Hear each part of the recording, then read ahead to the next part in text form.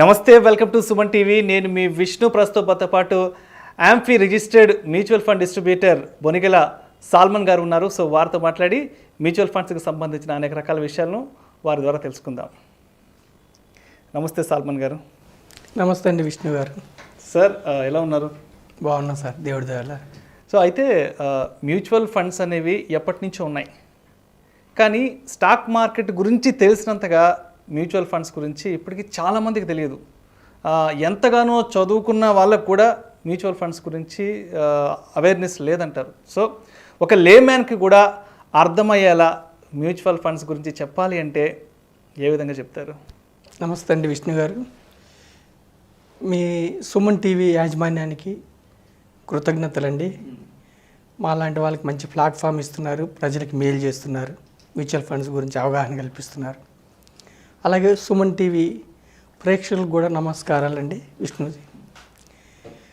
అయితే విష్ణు గారు, మన దేశంలో 134 కోట్ల మంది ఉంటే కేవలం 2% ప్రజలు, అంటే 2 కోట్ల మందే మ్యూచువల్ ఫండ్స్లో, 2 కోట్ల పాన్ కార్డులు మ్యూచువల్ ఫండ్స్లో ఇన్వెస్ట్ చేస్తున్నారు. చాలా తక్కువ పర్సంటేజ్, 98% మ్యూచువల్ ఫండ్స్కి దూరంగా ఉంటున్నారు. 98% తెలియక. అసలు మ్యూచువల్ ఫండ్స్ అంటే ఏంటంటే అండి, నేను సామాన్యమైన భాషలో చెప్తాను. కొంతమంది వ్యక్తులు, ఇన్స్టిట్యూషన్స్ మనలాంటి ఇండివిజువల్ ఇన్వెస్టర్స్ కొంత డబ్బుని కొన్ని సంస్థలకి ఇస్తారు. ఆ సంస్థలు ఏంటంటే మ్యూచువల్ ఫండ్ సంస్థలు, వాటినే ఏఎంసీ అంటారు, అసెట్ మేనేజ్మెంట్ కంపెనీస్. ఆ మ్యూచువల్ ఫండ్ సంస్థలు ఏమిటంటే అవి కావు, సెబీ అప్రూవ్ చేసిన సంస్థలు అవి. ఓకే. సపోజ్ బ్యాంక్ వేరు, ఇన్సూరెన్స్ కంపెనీ వేరు, మ్యూచువల్ ఫండ్ సంస్థ వేరు. ఇప్పుడు SBI bank, SBI life insurance, SBI mutual fund, అలా HDFC bank, HDFC life insurance, HDFC, అలా మ్యూచువల్ ఫండ్ సంస్థ మనం డబ్బులు ఇస్తాం.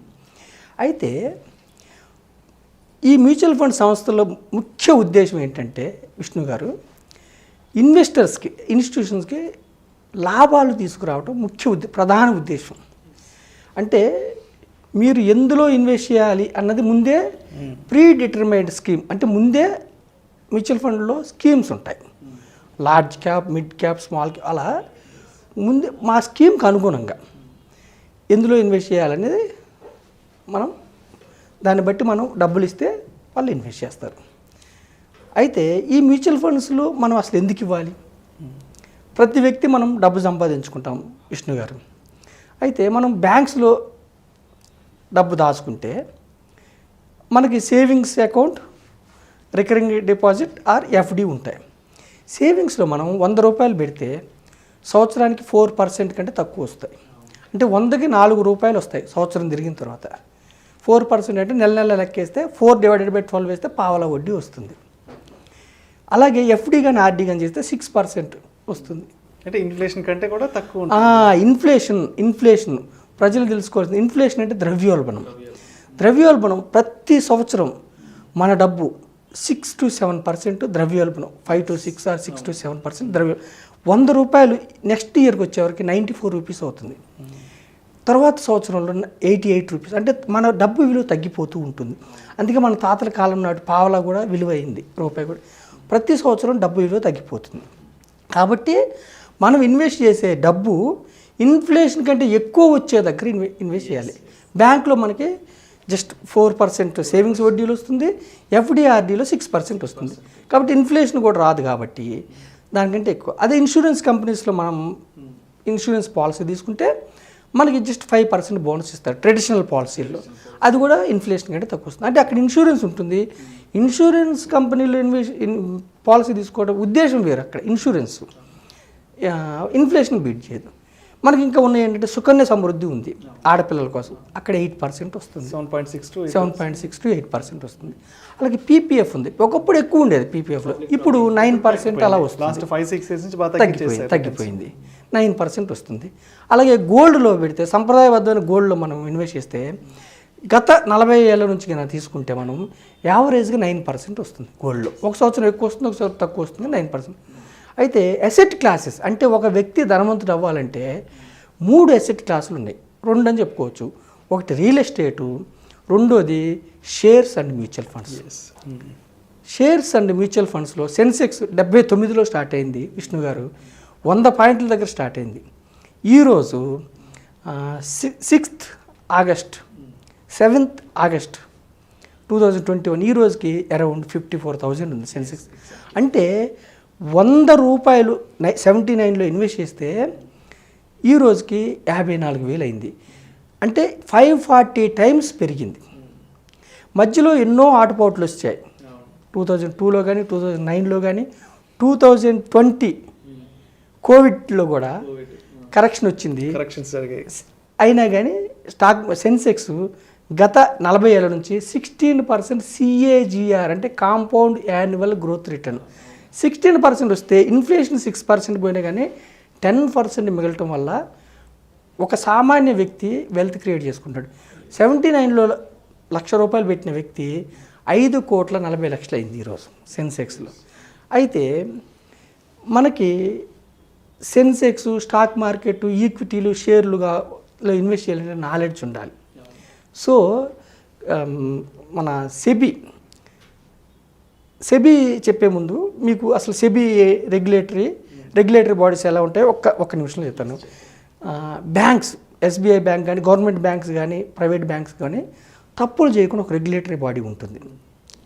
అది RBI, reserve bank of India. అందుకే మనం గవర్నమెంట్ బ్యాంక్లో దాచుకున్నా, ప్రైవేట్ బ్యాంక్లో దాచుకున్నా కానీ మనం నిశ్చింతగా ఉంటాం. కాదు ఇన్సూరెన్స్ మాత్రం 5 lakhs కానీ రిజర్వ్ బ్యాంక్ ఆఫ్ ఇండియా చూసుకుంటుంది. అలాగే ఇన్సూరెన్స్ కంపెనీ, LIC కాకుండా ఇంకా 25 ప్రైవేట్ ఇన్సూరెన్స్ కంపెనీస్ ఉన్నాయి. అవి తప్పులు చేయకుండా ఒక రెగ్యులేటరీ బాడీ ఉంటుంది. అది IRDA, insurance regulatory development authority. అలాగే ఈక్విటీస్ అంటే షేర్స్ కానీ, మ్యూచువల్ ఫండ్స్ సంస్థలు కానీ ఒక తప్పు చేయకుండా ఒక నియంత్రణ సంస్థ ఉంది.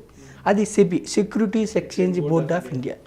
ఓకేనండి. అయితే మ్యూచువల్ ఫండ్ సంస్థలు సెబీ దగ్గర పర్మిషన్ తీసుకొని ప్రజల నుంచి, ఇన్వెస్టర్స్ నుంచి డబ్బులు తీసుకోవాలంటే సెబీ దగ్గర పర్మిషన్, సెబీ అప్రూవల్ ఇచ్చిన సంస్థలే తీసుకోవాలి. అంటే ఏ సంస్థ అంటే ఆ సంస్థ తీసుకోవడం లేదు.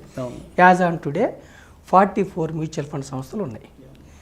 మ్యూచువల్ ఫండ్స్లో క్యాష్ ట్రాన్సాక్షన్స్ ఉండవు. ఎవరైనా సరే వైట్ ట్రాన్సాక్షన్స్, నో బ్లాక్ అంటే మ్యూచువల్ ఫండ్స్లో ఫ్రాడ్ జరిగే అవకాశం లేదు. ప్యూర్ చెక్ ద్వారా కానీ, ఆన్లైన్ పేమెంట్స్ కానీ. అయితే ఈ మ్యూచువల్ ఫండ్ సంస్థలు ప్రజలకి అంటే చాలామందికి ఏ షేర్లు కొనాలి, ఇప్పుడు డాక్టర్ ఉంటాడు, అతను వృత్తి డాక్టర్ కాబట్టి మెడికల్ ఎక్స్పర్ట్, లెక్చరర్ అతను ప్రొఫెషనల్ టీచింగ్లో ఎక్స్పర్ట్.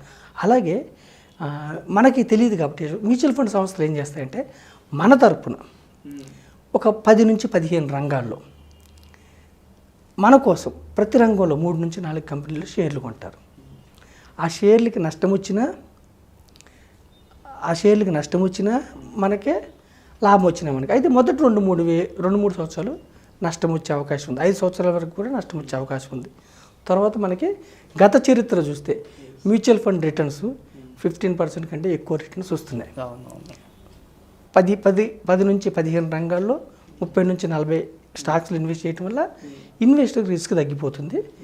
మెయిన్ ఉద్దేశం మ్యూచువల్ ఫండ్స్ అంటే ఏంటంటే మీ డబ్బును తీసుకొని మీకు లాభం, వెల్త్ క్రియేట్ చేయటం ప్రధాన ఉద్దేశం. రెండో ఉద్దేశం ఏంటంటే మ్యూచువల్ ఫండ్స్ యొక్క రెండో ఉద్దేశం ఏంటంటే ఇన్ఫ్లేషన్ బీట్ చేసి రిటర్న్స్ రావటం రెండో ఉద్దేశం. అందుకనే మనం మ్యూచువల్ ఫండ్స్ తీసుకోవాలి. మ్యూచువల్ ఫండ్స్లో ఫ్రాడ్ అనేది ఉండదు. Pure white transactions, pan link transactions. ఇంతకుముందు మైక్రోసిప్ 50,000 లోపు అయితే ప్యాన్ లేకపోయినా ఇప్పుడు ప్యాన్ మ్యాండేటరీ చేసింది సెబీ. చాలా ట్రాన్స్పరెంట్గా ఉంటుంది. మండే టు ఫ్రైడే మీకు మెసేజ్ వస్తుంది.